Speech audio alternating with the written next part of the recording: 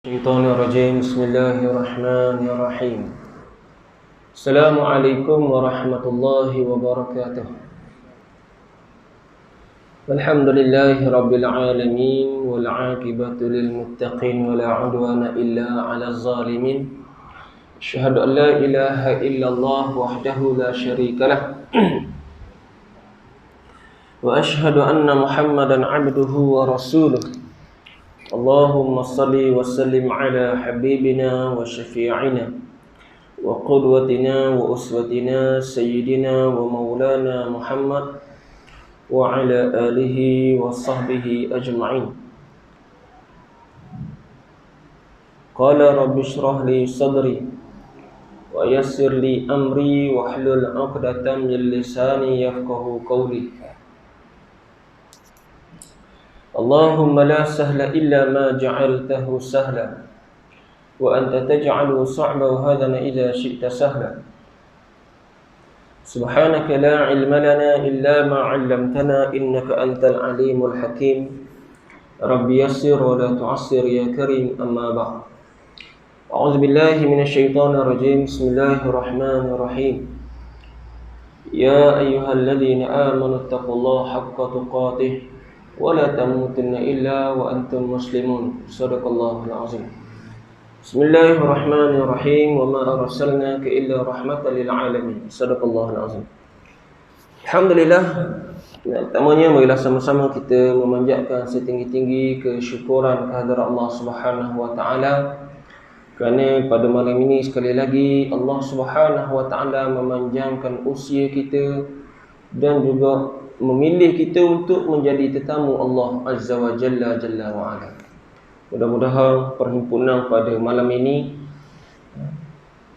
akan mengundang rahmat dan kasih sayang Allah, dan juga akan mengundang keberkatan daripada Allah Subhanahu wa taala kepada kita semua insya-Allah. Amin ya rabbal alamin.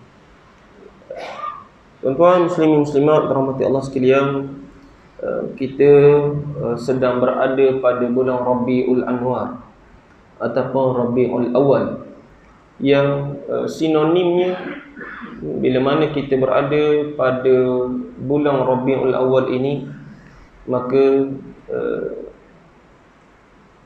kita tidak dapat mengelak untuk kita memperingatkan dan juga untuk kita memperingati ulang tahun kelahiran Nabi kita Muhammad sallallahu alaihi wasallam.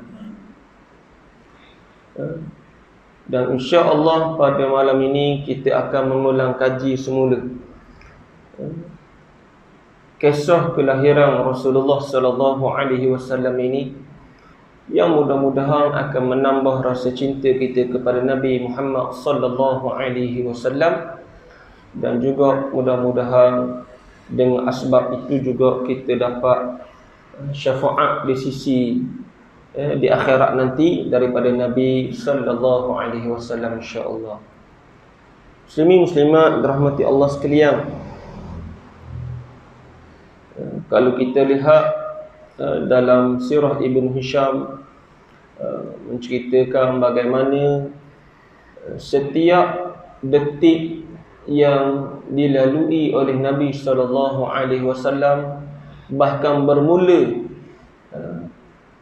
daripada pemilihan yang dibuat oleh Allah Subhanahu wa taala, siapakah yang menjadi ayah kepada Rasulullah, siapa yang menjadi ibu kepada Rasulullah, dan perjalanan hidup Nabi sallallahu alaihi wasallam semuanya telah dicatat oleh Allah Subhanahu wa taala di dalam kitab-kitab yang terdahulu, itulah kitab Taurat, Injil dan Zabur.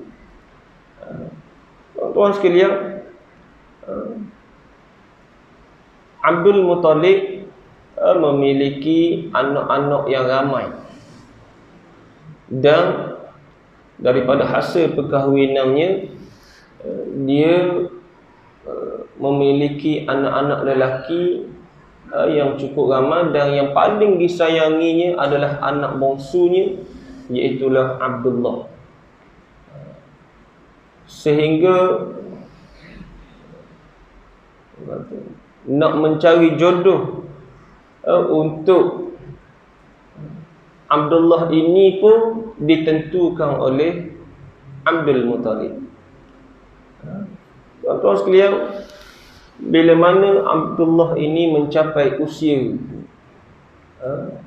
pemuda yang matang untuk berkahwin, lalu Abdul Muttalib telah memilih seorang wanita yang baik keturunannya, lalu mengajukan kepada Abdullah.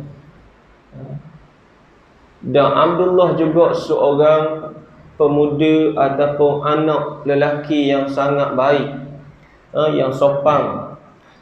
Dia hanya menerima sahaja cadangan daripada ayahandanya Abdul Muttalib.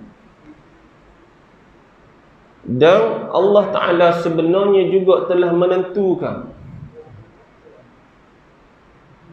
siapakah yang akan menjadi isteri kepada Abdullah ini. Lalu Abdul Muttalib memberitahu kepada Abdullah bahawa dia akan meminang seorang wanita yang baik keturunannya, yang sopan, yang bernama Aminah binti Wahab. Tibalah masa Abdullah dan juga ayahandanya Abdul Muttalib nak ataupun pergi untuk meminang Aminah ini. Tiba-tiba dalam perjalanan mereka berdua ditahan oleh seorang wanita yang merayu-rayu kepada Abdullah untuk mengahwininya. Tazawwijni ya Abdullah. 3 kali perempuan ni minta merayu dengan Abdullah ni. Kahwinlah dengan aku, kahwinlah dengan aku. Tapi Abdullah jawab apa? Ana ma'a abi. Aku bersama dengan ayah aku. Maksudnya aku ikut ayah aku. Aku tak boleh kahwin denganmu.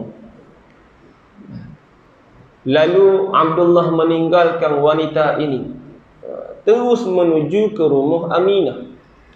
Bila sampai di rumah Aminah, dan Abdul Muttalib meminang Aminah, dalam masa yang sama mereka terus dikahwinkan. Selesai kahwin, dalam perjalanan nak balik semula ke Mekah, tiba-tiba sekali lagi mereka bertemu dengan perempuan ini. Yang menjadi keheranan kepada Abdullah, perempuan ini tidak lagi merayu kepada Abdullah, melainkan dia hanya membiarkannya Abdullah begitu sahaja lalu di depannya. Tiba-tiba Abdullah pun mendekati wanita ini dengan Aminah ni. Tanya perempuan ni, wahai wanita, wahai fulanah, sebab apa mu tidak lagi merayu pada aku untuk berkahwin sebagaimana mu minta untuk berkahwin dengan aku sebelum ni?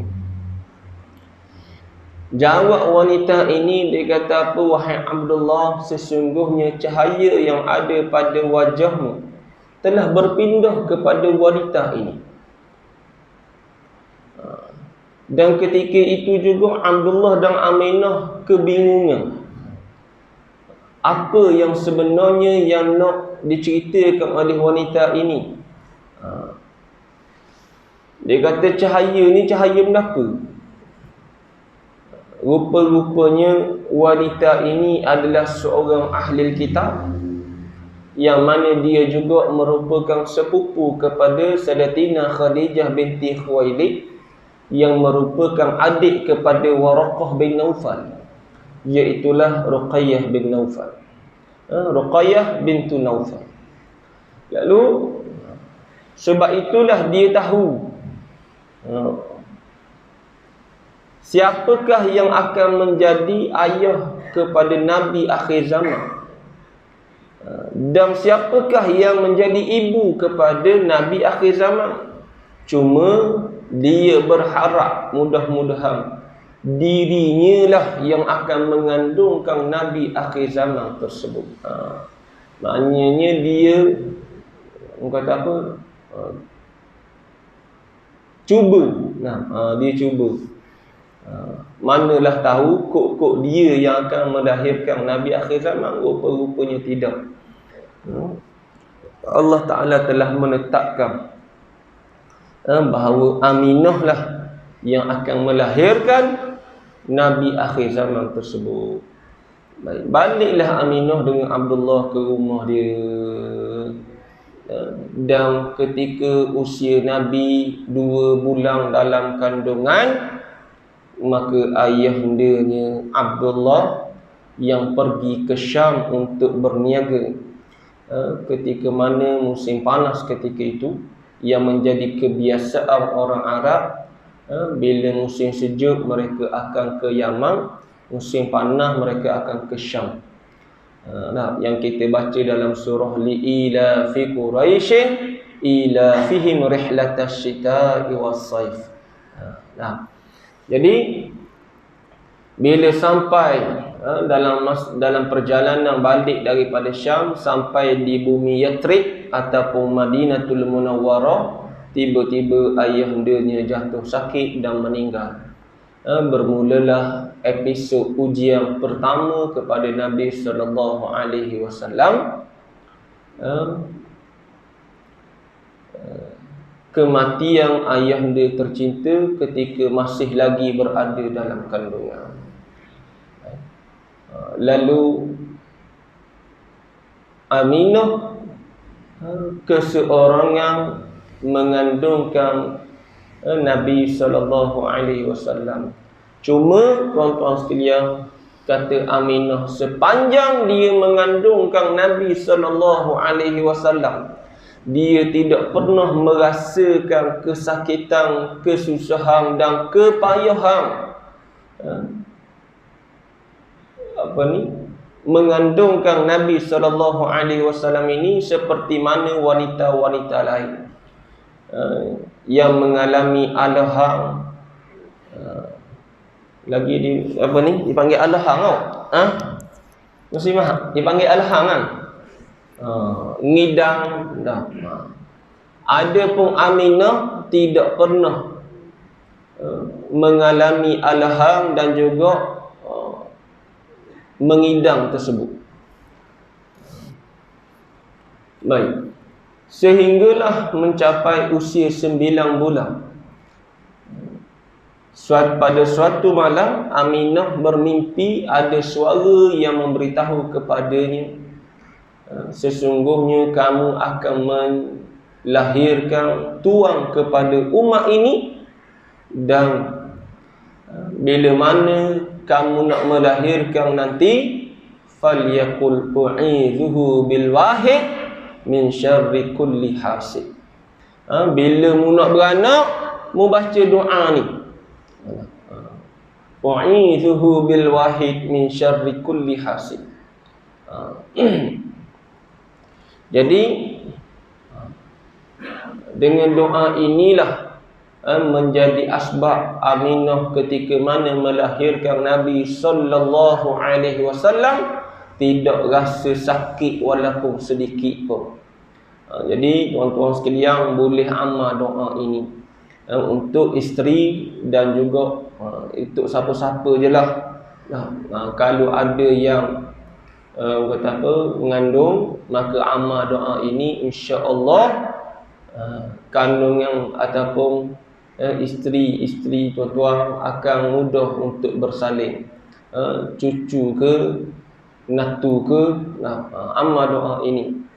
Sebab apa? Ada satu kes kandungan dia ni songsang. Lalu toki dia ni ajar baca doa ni.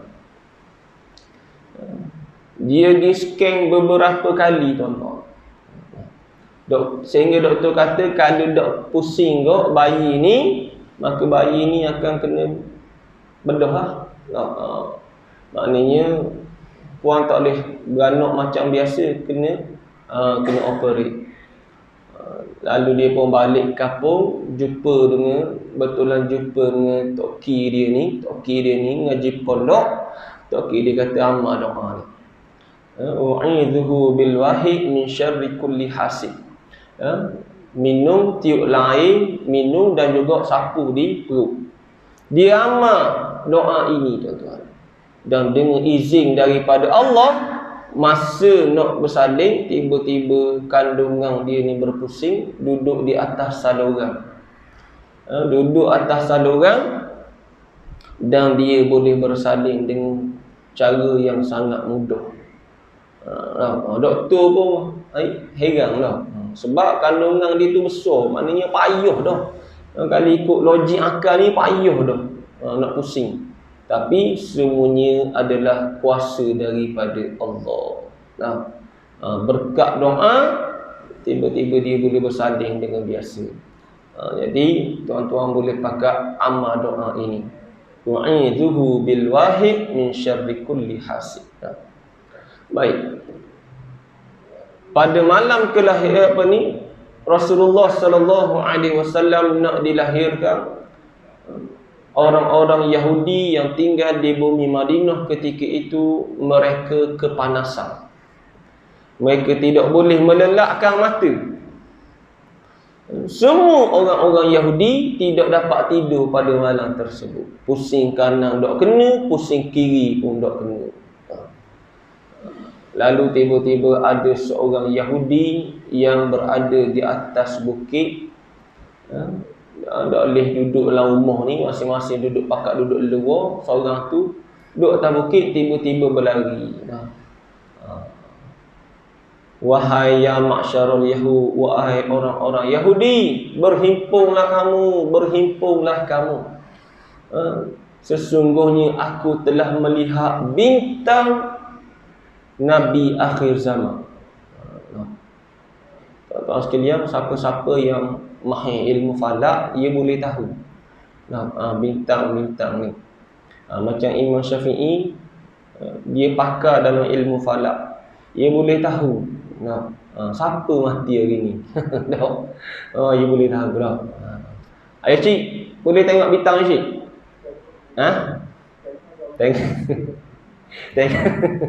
Tengok boleh ke? Siapa ada boleh tengok, pandai tengok bintang macam ni? Tengok bintang tu tahu. Orang ni beranak, orang ni meninggal. Tapi dia ni pandai tengok bintang. Tiba-tiba dia tengok bintang dan telah lahirnya Nabi akhir zaman. Lalu dia pun keruhkan orang-orang Yahudi ni pergi cari siapakah wanita Yahudi yang sedang mengandungkan anak yang akan melahirkan anak pada malam tersebut. Pergi dari satu rumah ke satu rumah cari. Ketuk pintu rumah, tanya. Beranak tak pergi minimum? Tak pergi. Baru sakit-sakit. Pergi rumah lain pula. Nak beranak dah. Tunggu. Beranak, tiba-tiba tubik puang. Tanya, laki ke puang? Puang. Tak jadi. Pergi rumah lain pula. Mereka keruh seorang demi seorang pergi cari. Hak yang tak beranak lagi, dia paksa suruh beranak malam tu. Naknya supaya yang lahir pada malam tersebut seorang anak lelaki yang mana dia adalah Nabi akhir zaman. Tiba-tiba sampai cerah terbit matahari, tidak seorang pun bangsa Yahudi yang melahirkan anak lelaki pada malam tersebut. Jadi tahulah mereka bahawa kali ini bukanlah Nabi akhir zaman itu lahir daripada kalangan bangsa Yahudi sebagaimana nabi-nabi dan rasul-rasul alaihi wassalatu wassalam yang sebelum ini daripada bangsa Yahudi. Menyebabkan mereka berdendam dengan bangsa Arab sampailah ke hari ini, tuan-tuan sekalian. Baik, tuan-tuan sekalian, ketika mana Rasulullah dilahirkan, Nabi disambut oleh tok bidang namanya Ummu Syifa. Ummu Syifa ni siapa? Ummu Syifa ini adalah ibu kepada Abdurrahman bin Auf. Ummu Syifa lah yang menyambut kelahiran Nabi kita Muhammad sallallahu alaihi wasallam. Dan Nabi keluar, dalam satu riwayat menyatakan bila Nabi keluar, Nabi bersing. Nabi bersing. Nabi bersing dan Nabi mengucapkan Alhamdulillah. Lalu ketika itu ada suara yang menyahut, Ya Rahamkallah. Mereka tidak tahu daripada mana suara itu datang. Baik, lahirlah Nabi kita Muhammad sallallahu alaihi wasallam dan datanglah Abdul Muttalib dengan penuh kegembiraan menyambut kelahiran cucu tercinta ini.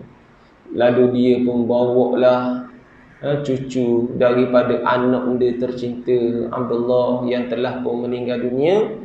Diambil Rasulullah, bawa masuk ke dalam Kaabah, dan ketika itulah dia mengumumkan bahawa cucunya ini namanya adalah Muhammad. Siapa yang tetap tu? Allah Ta'ala yang memberi ilham kepada Abdul Muttalib untuk meletakkan nama dengan nama Muhammad. Sedangkan nama Muhammad ini ketika itu bukanlah nama yang masyhur, nama yang famous, dok famous. Sebab orang Arab ketika itu mereka menamakan anak-anak mereka dengan nama-nama yang kerah. Nama batu, nama Jahsh. Jahsh ni apa? Jahsh ni keldai betina. Nama singa, macam-macam nama rimau. Supaya apa? Supaya anak dia ni kononnya akan jadi lebih kental, lebih kerah, gagah dan sebagainya. Baik, dan ketika itulah Abdul Muttalib telah mengukir syair yang kita duduk nyanyi lagu ni, lagu nasyid hari ni. Siapa ingat? Sallallahu alaika Allahu ya Adnani ya Mustafa ya Safwatar Rahmani alhamdulillahi a'tani hazal ghulam at-tayyib al-ardani. Siapa nyanyi lagu ni? Abdul Muttalib. Maknanya usia lagu ni dah mencecah 1400 tahun lagu ni. Bukan orang Arab buat lagu ni. Abdul Muttalib yang buat lagu ni. Siapa dia bagi ilham? Allah Ta'ala bagi ilham kepada Abdul Muttalib untuk menyanyikan lagu ini. Baik, tuan-tuan sekalian, tak boleh panjangan nyanyi. Lagi kan ujang pula, molek-molek berhenti. Kan ribut pula kan. Baik. Jadi tuan-tuan sekalian, dok lama Nabi tinggal dengan dengan Aminah, lalu menjadi kebiasaan orang-orang Arab yang tinggal di kota-kota ni, di bandar-bandar ni, khususnya di kota Mekah. Mereka akan menghantar anak-anak mereka ataupun mengupah orang-orang yang tinggal di pendalaman untuk menyusukan anak-anak mereka. Begitulah juga tidak terlepas Nabi SAW. Tiba masa, baik, dan orang yang pertama menyusukan Nabi setelah Aminah, siapa dia? Iaitulah Ummu Aiman. Lepas tu Suwaibatul Aslamiyah. Dua orang ibu susuang yang pertama sebelum Halimatus Sa'diyah. Bila Halimatus Sa'diyah mari daripada pedalaman ni dengan suami dia Abdullah bin Harith, Mari kebetulan pula Halimatus Sa'diyah ni Allah Ta'ala takdirkan dia ni miskin, susah. Dalam perjalanan pergi ni dia paling lambat kali. Pasal apa? Pasal unta dia ni tua. Kalau kita kau daksan wahulu lah. Jami, daksan wahulu. Ada lagi tak ni? Ada dah. Jami pakai kereta mana ni? Pijak Audi ke Mercedes? Ya kereta mana boleh ni? BMW. Volkswagen. Volkswagen Polo ke pasar? Baik. Jadi unta Halimatus Sa'diyah ni tua. Jadi banyak berhenti pada jalan. Macam kereta lama kakak naik temperature. Berhenti pergi jalan. Tunggu sejuk pula jalan pula dah. Begitulah. Unta Halimatus Sa'diyah ni tua, lambat sikit jalan. Jadi orang lain siapa belaka dah. Siap belaka dah buat kemah masing-masing. Gi belaka dah masuk dalam kota Mekah, pergi cari dah semua sekali bayi-bayi untuk disusukan, untuk diambil upah menyusukan bayi-bayi yang duduk di kota Mekah ni. Orang pergi belaka, Halimatus Sa'diyah dengan suami dia baru sapa. Lambat sekali, minal mutaakhirin. Lambat. Barulah nak buat kemah, orang lain boleh belaka dah dia pun pergilah, tak apalah, lambat pun nak buat mana, pergilah juga. Kebetulan pula masa tu Halimatus Sa'diyah juga ada seorang bayi. Bila Halimatus Sa'diyah ni pergi cari semua sekali, tak ada, habis bahan korang habis. Bahan korang belaka tu. Sampailah di rumah Aminah, ketuk pintu, Aminah pun keluar. Halimah tanya, ada tak budak bayi yang boleh kami ambil upah untuk menyusukannya? Lalu kata Aminah, ada. Tapi dia adalah anak yatim. Ayahnya telah meninggal dunia sewaktu dia masih berada dalam kandungan. Allah, Halimah kata, Allah, kalau aku ambil, siapa pula yang akan bayar upah untuk aku menyusu? Lalu dia kata, gini, aku balik tanya suami aku dulu. Dia pun balik ke kemah, royak ketuk belakang dia. Kata, abang, tak ada belaka dah. Bahan korang habis dah. Kita lambat dah. Gitu memang dah. Kalau orang jenis lambat ni gitu lah. Makanan kita kot kalau lambat tinggal khapah lah.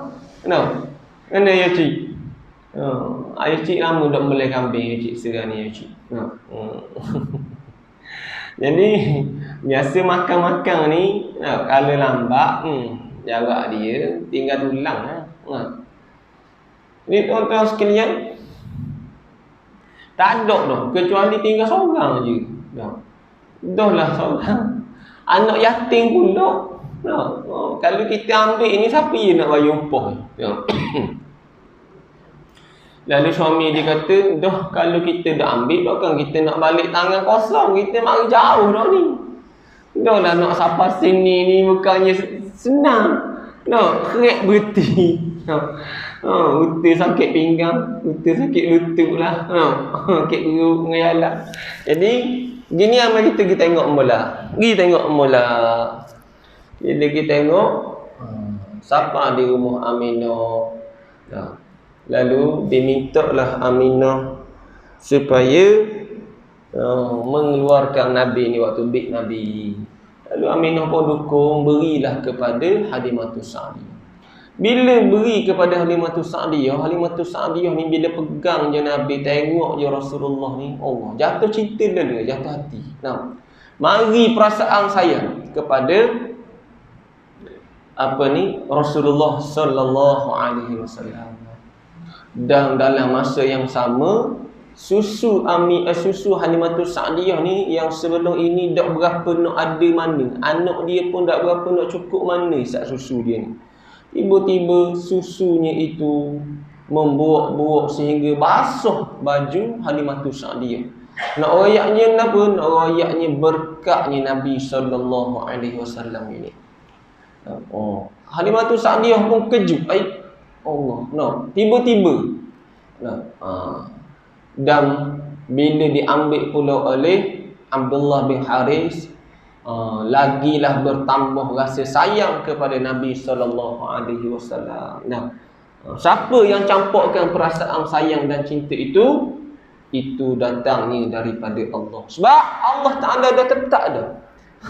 Halimatus Sa'diyah dan suaminya akan menjaga dan juga menyusukan Nabi sallallahu alaihi wasallam ini.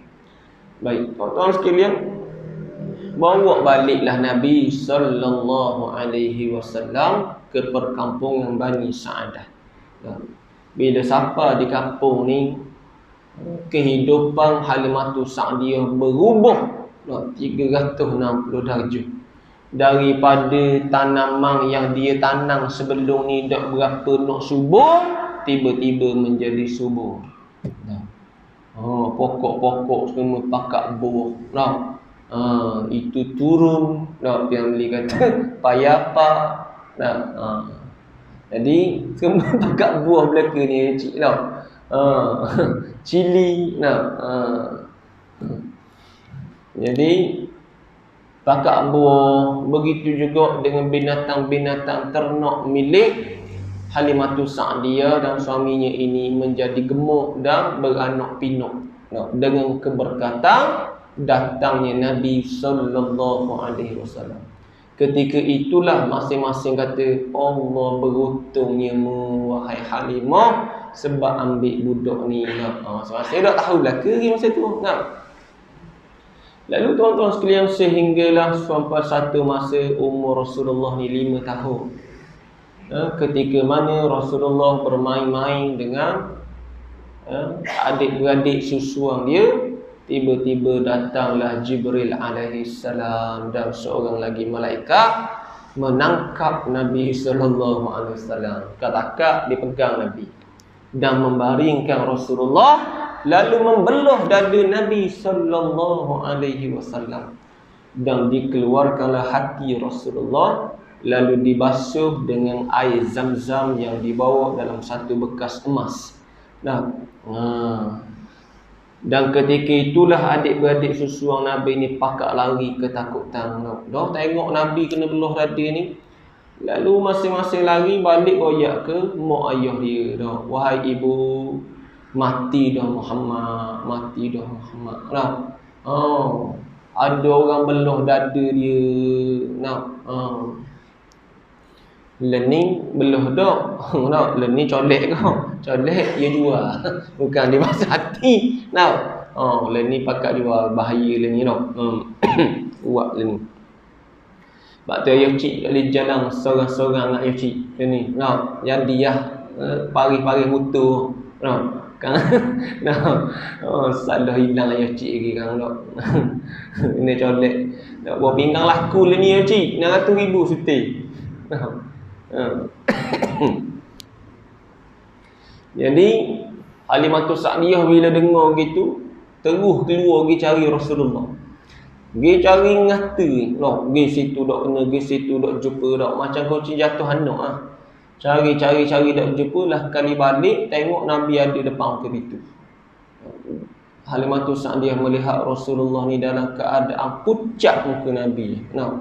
Ketakutan. Lalu akhirnya Halimatus Sa'diyah ni takut dan bimbang, walaupun dia sayang untuk berpisah dengan Rasulullah ni, oleh kerana dia bimbang, takut berlaku orang kata apa, peristiwa berulang kembali. Lalu Halimatus Sa'diyah pun dia hantarlah pulang balik semula ke pangkuan ibunya Aminah. Baik. Nabi duduk dah lama dengan Aminah, tuan-tuan sekalian.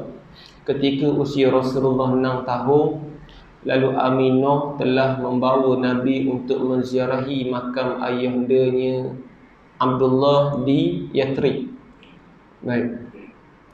Dalam perjalanan bawa pergi ni, tiba-tiba sampai di suatu tempat yang bernama Abwa.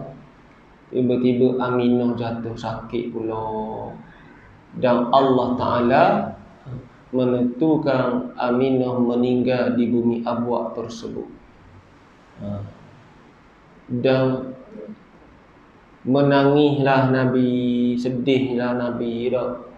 Menangis. Bermula episod kedua, kehilangan insan tercinta.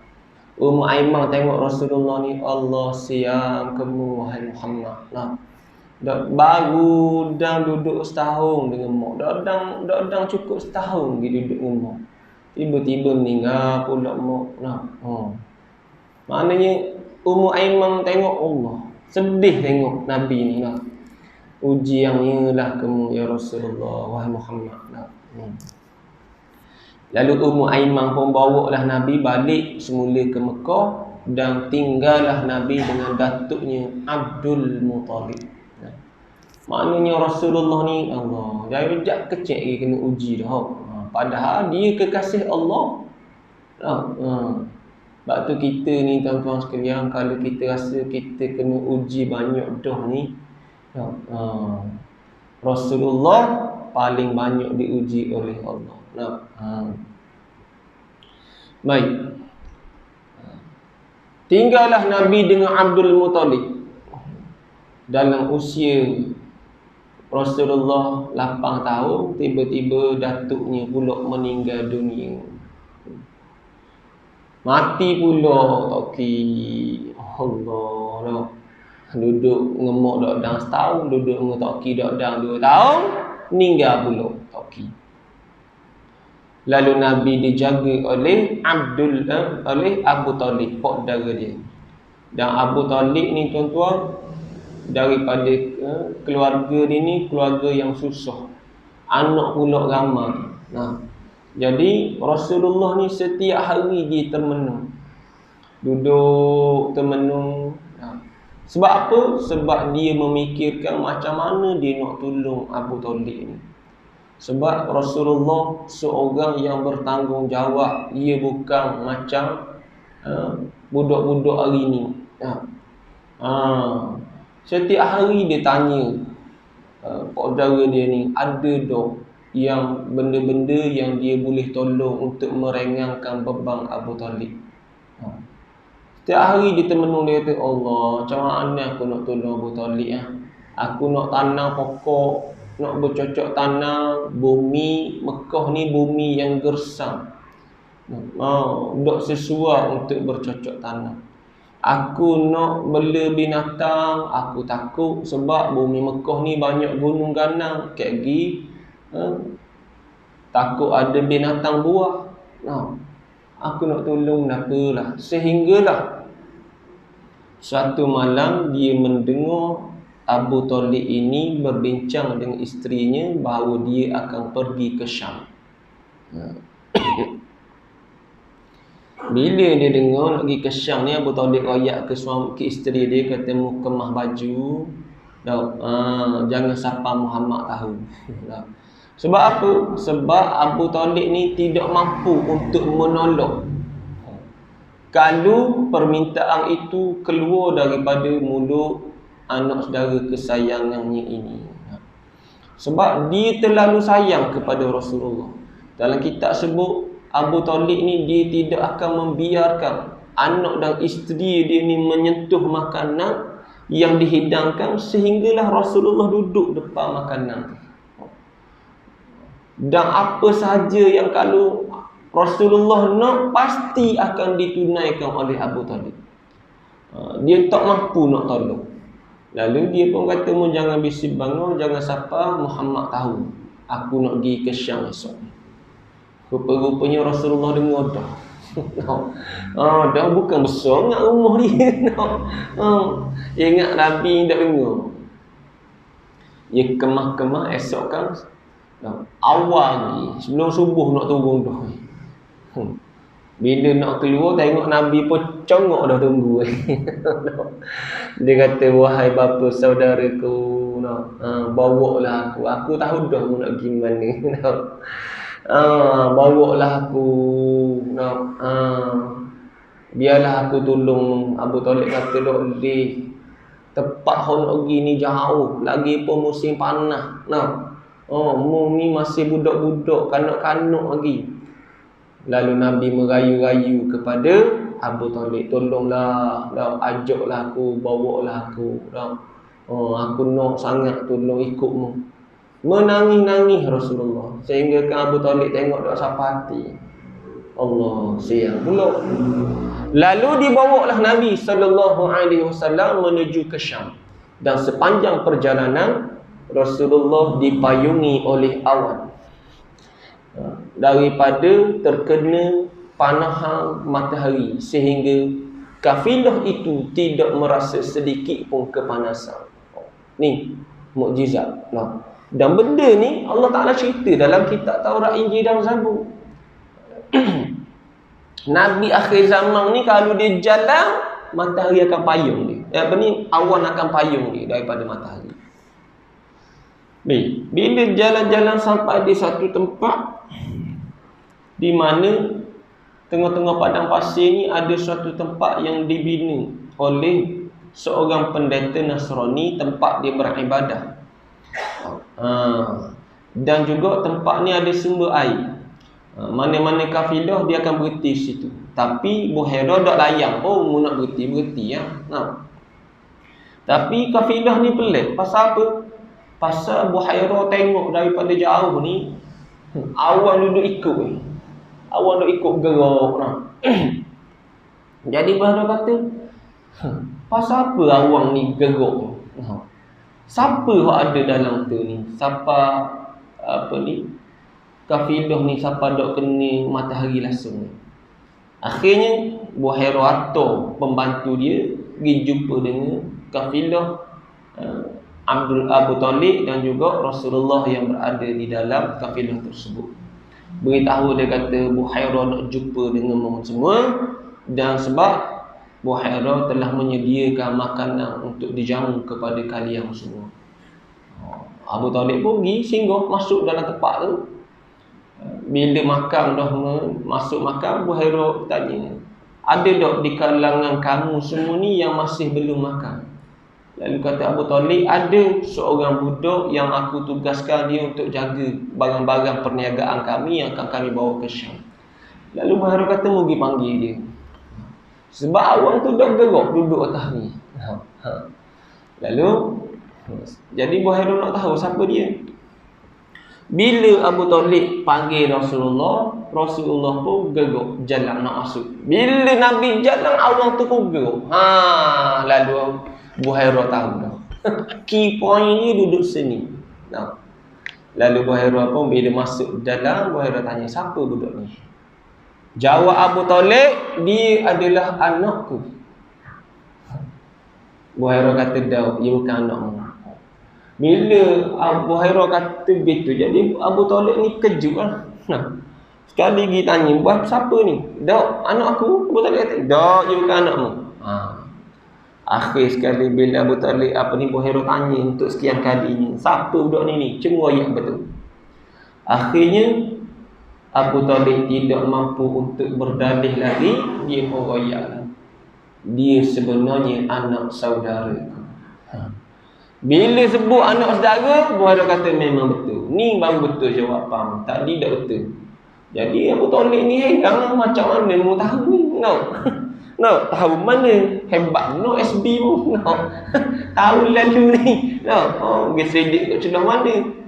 Pakai Google Map ke? Dah tak ada situ lah. GPS lagi tak ada. Rupa-rupanya dalam kitab Taurat, Injil dan Zabur cerita tu.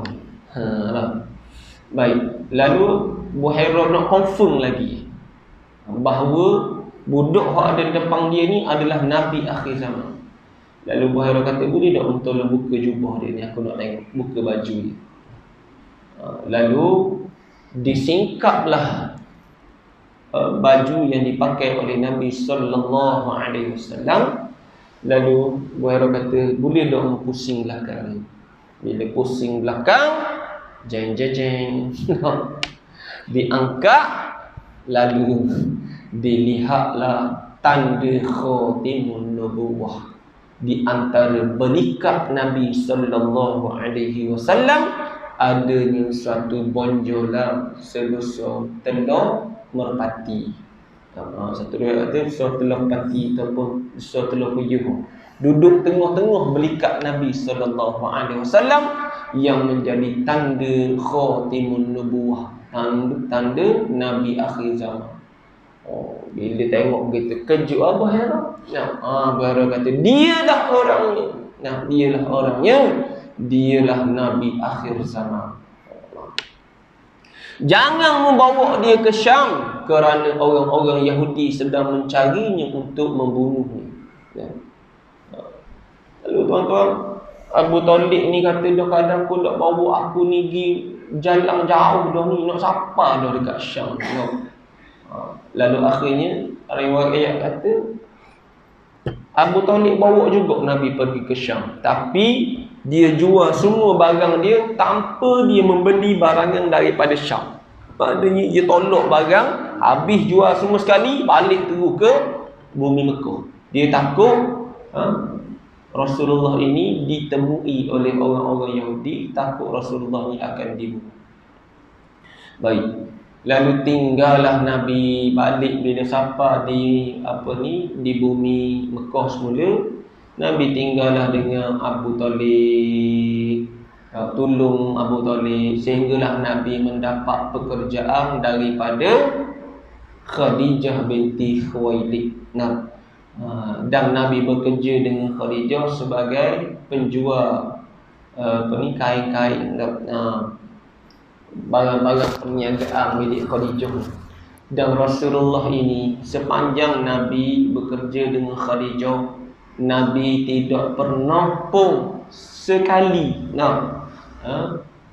menipu ke, mari lambat ke, lipat ke, macam orang hari ni, lipat barang token, tipu piti ke, tak pernah. Sepanjang Nabi bekerja dengan Khadijah, setiap hari Nabi membawa keuntungan kepada Khadijah.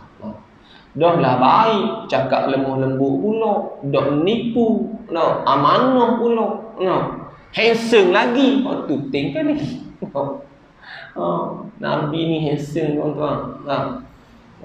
Rasulullah ni, kecantikan Nabi Yusuf baru setengah kecantikan Nabi sallallahu alaihi wasallam. Macam manalah Khadijah dok cair tengok Nabi sallallahu alaihi wasallam. Setiap hari Khadijah ni akan bersembang dengan partner dia. Siapa dia? Nafisah binti Manbah. Ada nama Nafisah. Duduk cerita, dia kata, Allah bagusnya Muhammad ni. Hari-hari duduk cerita. Bagus Muhammad ni, hebat sungguh dia ni. Sompangnya dia. Siapa kan Nafisah ni jadi pelik ni. Dia kata, jom. Mana mu ni jom. Hari-hari duk cerita pasal pekerja Muhammad ni. Mu ni jatuh hati dah ke? Mu minat ke dia ke mu nak ke dia? Benarnya cuma cerita boleh. Lalu Khadijah senyum. Sebab memang Khadijah memang menaruh hati dah ke Rasulullah ni. Dah lah baik boh. Baik, bagus pula, sopan pula, handsome pula. Perempuan kalau tengok handsome cair lalu. Baik. Jadi Nabi SAW tu gini lah, kalau mu nak biar aku pergi jumpa dengan Muhammad, biar aku royak dia. Mu nak? Khadijah kata kalau mu berani mu pergi lah. Lalu Nabi SAW pun Maksah ni pergi lalu. Maksah pun pergi. Dia jumpa dengan Rasulullah. Dia kata, Muhammad, aku nak tanya mu. Munok dak ke benda ni ke Khadijah. Nah. Ha. Khadijah suruh aku tanya ni. Munok. Ha. Lalu Rasulullah kata, aku tidak keberatan. Aku tak ada masalah. Tengok Rasulullah dah. Maknanya kalau Khadijah nak, aku boleh terima, tak ada masalah. Sedangkan masa tu Khadijah umur berapa? Umur 40. Tapi 40 Khadijah pun 40 orang kaya, tuan-tuan. Bukan miskin apa kerana. No, kita ni umur 20 hang kalau no, umur 20 hang pun dah kalau miskin, no. Muka rayup tepang kali no. Main dengan bedok sejuk semua ni. Umur 30 pun macam 70. No. Dah main budak sejuk tu mana. Tok lelaki balik je muka bitu tengok muka budak sejuk. Asyik baik tak pesan tok lelaki. Nyatang lombong budak sejuk. Khadijah wanita bangsawan. Bila orang comel, orang kaya ni comel dah dulu tuan-tuan. Dah piti banyak. Nak pergi pasang bracer gigi boleh. Nak pergi spa boleh. Nak pergi mana? Nak pakai kunyit pun boleh. Nak buat boleh lah ke? Nak buat treatment, muka seminggu sekali treatment muka boleh lah. Tapi banyak tau. Sesok apa kedam ni. Jangan nak pergi spa, nak beli berat pun ada PT. Orang lain bawa beg kurang-kurang kalorino, kita klepes seminggu. Bini kita orang agak cata. Nampak udah lelu. Dah beli baju pakai topok. Cik. Orang lain tu kurang-kurang pergi tu pavilion ya cik, bawa bini pergi pavilion tu kurang-kurang Times Square paling kurang KLCC ke apa Bangsa ke Mid Valley kita dah lepas masa malam siang dah hok comel pun dapat untung dia miskin. Ya tuan-tuan tengok apa ni umur orang apa ni glamour ni walaupun usia 40 dah tapi dah pitih ada comel dah tu pitih tak ada je jatuh hukuman dak comel lalu pas kena jatuh hukuman ke benda sebab tu tuan-tuan sekalian Khadijah ni menjadi siulang lah lelaki-lelaki yang ada di bumi Mekah ketika itu. Sebab Khadijah ni walaupun usianya 40 dah nampak umur dia 40. Sebab memang dia ni seorang yang comel dan juga tambahan pula dia duit ada. Lalu berkahwinlah dia dengan Nabi sallallahu alaihi wasallam. Ketika itu Rasulullah usianya 25 tahun. Nabi kahwin. Sebab tu sunnah kahwin umur 25 tahun. Baik, tinggallah Nabi dengan Khadijah sehinggalah usia Rasulullah mencecah 50 tahun. Ketika mana Rasulullah sebelum Nabi berhijrah ke bumi Madinah. Ketika mana sebelum juga Nabi melakukan permusafiran yang paling jauh yang tidak pernah dialami oleh seluruh manusia sebelum Isra Mi'raj. Tahun yang dikenali sebagai tahun kesedihan Nabi sallallahu alaihi wasallam. Maknanya pada tahun ke-10 kerasulan. Maknanya umur 50 Nabi diangkat menjadi Rasul umur 40 50 ataupun 51 wafat meninggallah Siti Khadijah binti Khuwailid. Dalam masa yang sama meninggal juga datuknya Pak saudara dia Abu Talib. Dan tahun itu dikenali sebagai tahun Amul Huzni, tahun kesedihan Nabi sallallahu alaihi wasallam. Dan Nabi sangat sedih dengan kematian ataupun kewafatan Siti Khadijah ni. Pasal apa? Pasal mengenangkan pengorbanan Siti Khadijah ni sangat banyak. Daripada Siti Khadijah senang, kaya, sampai jadi susah. Kenapa? Kerana membantu perjuangan Nabi sallallahu alaihi wasallam. Bahkan saat akhir nak meninggal pun Siti Khadijah kata dia, wahai Rasulullah, seandainya tulang belulangku ini boleh dijadikan sumber untuk membantu perjuanganmu, maka mu ambillah tulang belulangku ini ya Rasulullah. Maknanya hebatnya pengorbanan Khadijah ni. Sebab tu Nabi tidak dapat melupakan Khadijah. Walaupun dia berkahwin dengan Aisyah, Nabi sebut semua nama Khadijah ni. Sehingga kan menyebabkan Aisyah cemburu dengan Khadijah. Aisyah kata, ya Rasulullah, bukankah Khadijah ni telah lama meninggalkan kita?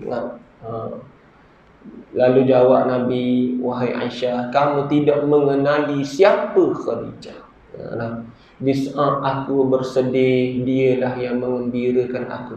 Di saat aku keseorangan, dialah yang menemaniku. Di saat aku dihina, dialah yang membela aku. Di saat aku susah miskin, dialah yang memberi hartanya untukku. Bagaimana mungkin untuk aku melupakan Khadijah? Sebab tu payahlah nak cari isteri ni macam Khadijah, tak jumpa dah. Walaupun nama dia Khadijah, tapi perangannya tidak seumpama Khadijah. Sedap angat ustaz. Kena ni ibu-ibu. Semak. Nak suruh kita jadi Khadijah. Mu perangai teruk pada perang ni. Mu Abu Lahab. Mu Abu Jahal. Nak suruh orang jadi Khadijah, tak bucung. Biar mu lu jadi Sayyidina Ali dulu. Biar mu jadi Ali kok dulu. Jadi Zubair ke, jadi Talhah ke, jadi Abu Bakar ke, barulah boleh suruh aku jadi Fatimah. Jadi Aisyah, jadi Khadijah. Sedap muncul. Betul sungguh nak suruh isteri jadi baik, tapi untuk lelaki teruk pada Abu Lahab ni. Na'udzubillah. Baik, jadi tuan-tuan sekalian, ketika usia Nabi mencecah 63 tahun, sampailah masanya Allah Ta'ala mengambil semula utusannya pada tanggal 12 Rabiul Awal. Sebab tu tarikh yang paling tepat Rasulullah meninggal 12 Rabiul Awal. Tarikh Rasulullah lahir yang paling tepat mengikut ilmu falak ialah 9 Rabiul Awal. Pendapat 12 Rabiul Awal tu pendapat yang lemah sebenarnya, dan kebanyakannya daripada Syiah. 12 Rabiul Awal. Jadi tuan-tuan sekalian, sebab 9 Rabiul Awal tu jatuh 20 April. Memang betul 20 April Nabi Rasulullah lahir, ataupun 22 April 571 Masihi. Baik. Jadi tuan-tuan sekalian, wafatlah Nabi sallallahu alaihi wasallam. Dan ketika Rasulullah nak meninggal, malaikat tanya, adakah mu nak kekal hidup atas dunia ni ataupun mu nak kembali kepada Allah yang Maha Esa? Lalu Nabi sebut ila rafiqul a'la. Ini kalimah terakhir. Bukannya Nabi sebut ummati dah. Nabi bukan sebut itu. Ini sahih ni disebut ni. Kalau kita dengar Nabi sebut ummati dah. Dan disebut ila rafiqul a'la. Cuma ummati ni Nabi sebut dalam ketika situasi yang lain. Memang Nabi ingat kepada umat. Bahkan dalam riwayat sebut bila Jibril turun waktu Nabi nak wafat tu, Jibril paling muka kan. Lalu Nabi kata, "Hei Jibril, sebab apa tak mau tengok aku ni? Teruk sangat ke aku nak meninggal ni?" Jibril kata, "Aku tak sanggup tengok sebab aku siang. Siapakah yang sanggup melihat kekasih Allah dicabut nyawanya?" Lalu Nabi ni berada, Jibril tengok Nabi ni dalam keadaan seolah-olah bimbang. Lalu Jibril tanya, "Hei Muhammad, sebab apa aku tengok mu bimbang? Dan aku tengok macam kebimbangan." Nabi tanya Jibril, "Wahai Jibril, apa yang Allah Ta'ala sediakan untuk aku?" Jibril kata, "Sesungguhnya seluruh pintu syurga dibuka seluas-luasnya, dan seluruh penghuni di langit tersusung rapi sedang menantikan kedatanganmu, wahai Muhammad." Tapi Nabi dok ni lagi. Jibril tengok Nabi macam dok lepas dia, macam dok lepas sesuatu. Macam kita dok mikir lagi. Lalu Jibril kata, "Hei Muhammad, dah pergi nak tahu." Lalu Nabi kata, "Apa yang Allah Ta'ala telah sediakan untuk umatku?" Jibril kata, "Aku pernah mendengar Allah Ta'ala berfirman, tidak akan masuk syurga orang lain sehinggalah seluruh umat Muhammad berada dalam syurga Allah." Barulah Nabi lega. Jadi sebab tu Nabi sebut dalam hadis, Nabi kata, "Kullu ummati yadkhulul jannah." Semua umat aku akan masuk ke dalam syurga Allah. Illa man aba, kecuali mereka yang enggan, kata Nabi. Orang hak tak mau. Siapa? Orang hak yang tidak bertaubat kepada Allah di atas dosa-dosa yang dia buat. Tu lah.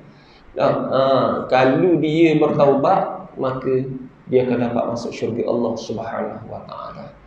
Jadi tuan-tuan sekalian, mudah-mudahan kita mendapat syafaat daripada Nabi sallallahu alaihi wasallam, insya-Allah, di atas perhimpunan kita pada malam ini. Dan apa yang paling penting, perbanyakkanlah selawat kepada Nabi sallallahu alaihi wasallam. Insya-Allah kita akan mendapat syafaat daripada Rasulullah. Tuan-tuan sekalian, orang yang selawat ni dia akan mendapat 6 kelebihan. Yang pertama, Allah Ta'ala akan berselawat ke atasnya. Yang kedua, dia akan dapat keampunan daripada Allah. Yang ketiga, dia akan dipermudahkan urusan oleh Allah. Yang keempat, dia akan dimurahkan rezeki oleh Allah. Yang yang kelima, dia dijauhkan daripada musibah. Selawat, ampun dosa, pahala. Apa lagi? Dipermudahkan urusan, murah rezeki. Dan nak apa lagi? Jadi banyaklah berselawat kepada Nabi sallallahu alaihi wasallam. Dapat syafaat di akhirat esok. 6 perkara ni. Siapa-siapa yang tak selawat rugilah, tuan-tuan sekalian. Benda yang paling mudah sekali. Tuan-tuan nak selawat, benda ikutlah. Selawat Jibril ke, selawat Ibrahimiyah ke, selawat Tafrijiyah ke, selawat Nuri Mubin ke, ikut pandai. Janji selawat. Aku qouli hadza wa astaghfirullahal azim li wa lakum. Assalamualaikum warahmatullahi wabarakatuh.